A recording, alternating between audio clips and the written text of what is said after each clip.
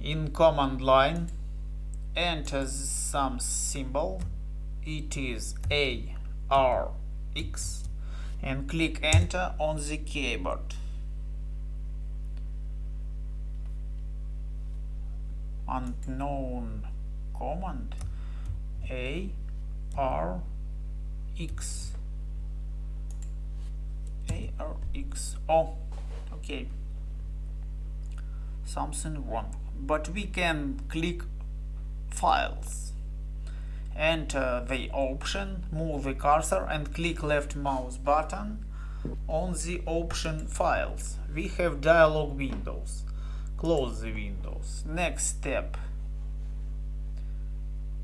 where is my cursor? Click the ESC on the keyboard, enter another ARX and click enter on the keyboard. Next step, we can select group, enter the option is group. It is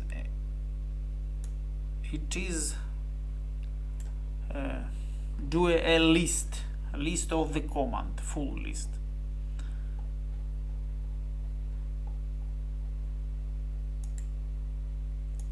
Enter another one, ARX, click enter, and we have command,